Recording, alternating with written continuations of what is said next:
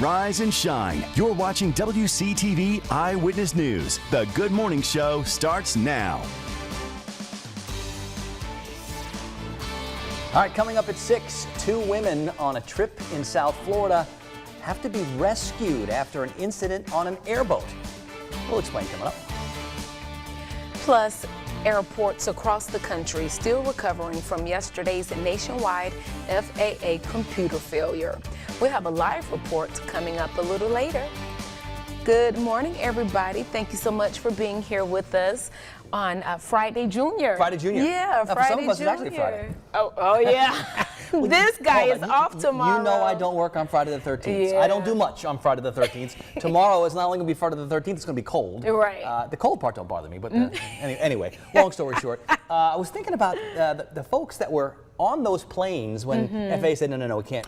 How scary must that have been? I know, right? I mean, the world we live in now, that had to bring back some terrifying memories. So many thoughts probably going through your mind. I wonder if it's this. I wonder if it's that. Scary stuff. Okay. We'll get to that in a minute. We got plenty to talk about.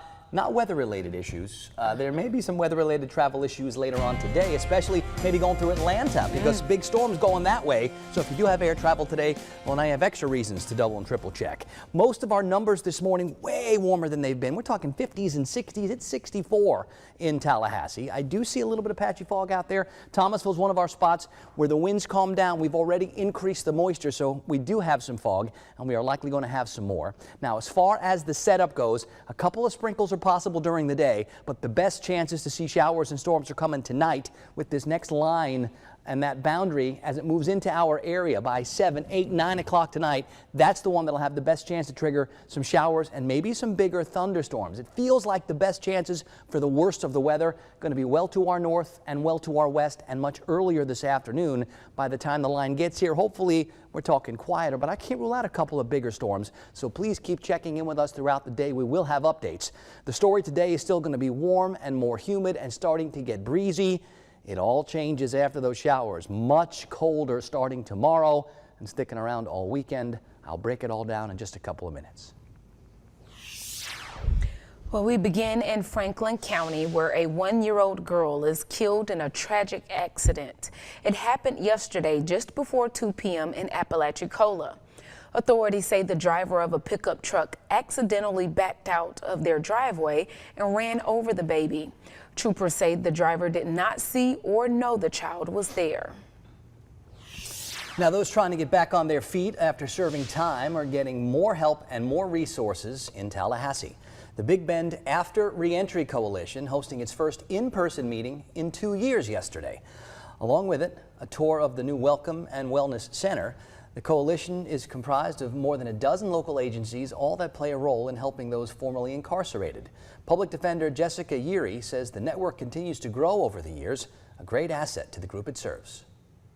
It's not just employment reentry, career services, but navigating probation, ensuring that you have a ride, helping people with their driver's licenses, food insecurity, education opportunities.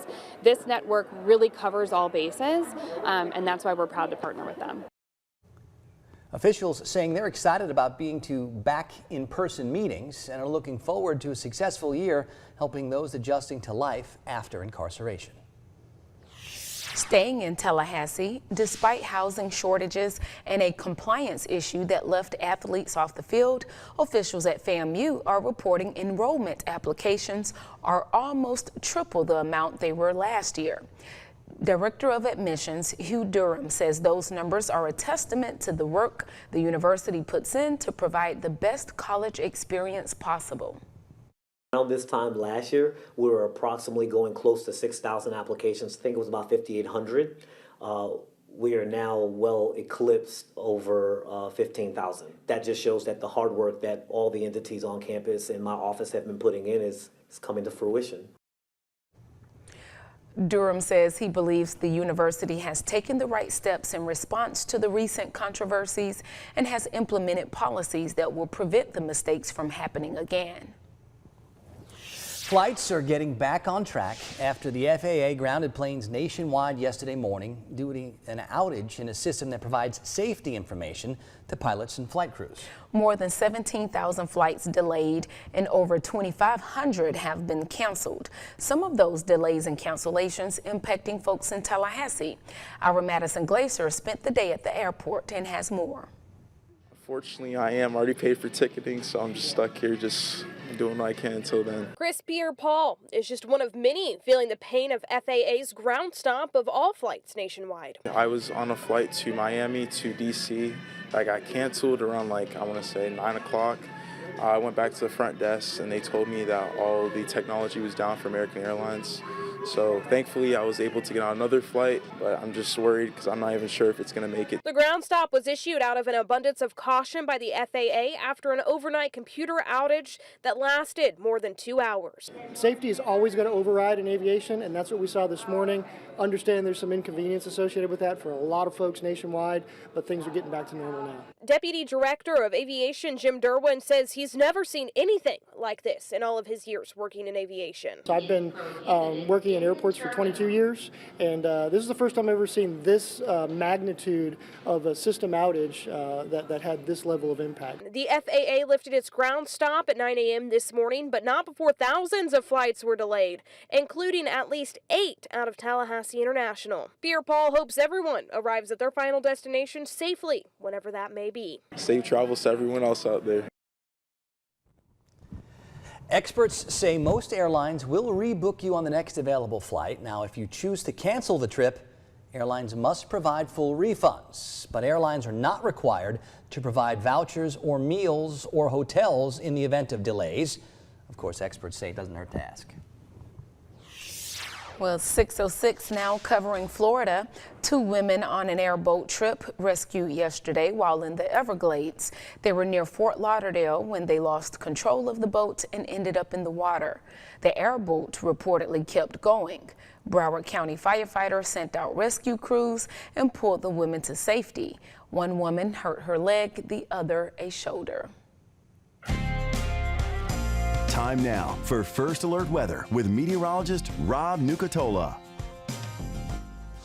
A little different start to the day today. Temperatures way warmer than they've been and way warmer than they're going to be.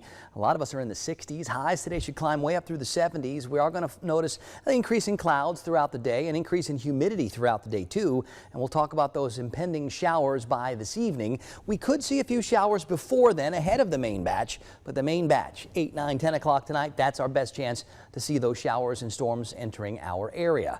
Let's look at some of those numbers. From a 45 in Cross City to a 64 in Tallahassee and a 67 at Apalachicola. Things are a little cooler to the east, especially south and east, a little farther away from where all the thicker clouds are. We're at 55 in Perry, we're at 62 in Bainbridge, we're at 59 in Valdosta, we're at 61 in Thomasville. We do have some patchy fog in Thomasville, and there'll be a couple of spots where we get some reduced visibility, so much more available moisture that's going to yield a lot more fog out there this morning. That line of showers tries to get here 8, 9, 10 o'clock tonight. That's when it'll trigger the best and most widespread showers and some thunderstorms, and I can't rule out a couple of stronger ones mixed in there, but I think we're going to hear more about the more dangerous storms to our west and to our north during the afternoon or early evening hours. By 2, 3 o'clock this morning, those showers are across I-75 and done with us, and then we'll be talking about the winds turning around to the northwest to bring in the much cooler and drier air. So we'll crank the rain chances up to 60% during the day, like 90 or 100% this evening and overnight in the very early morning hours. Then those shower chances go away. Things look dry for the weekend, but cold. The morning temperatures by Saturday morning could get all the way down near freezing, plus that breeze will still be kicking a bit. We're going to notice that breeze all day tomorrow, and that's going to be a cold breeze tomorrow. So highs in the 50s will feel like they're only in the 40s.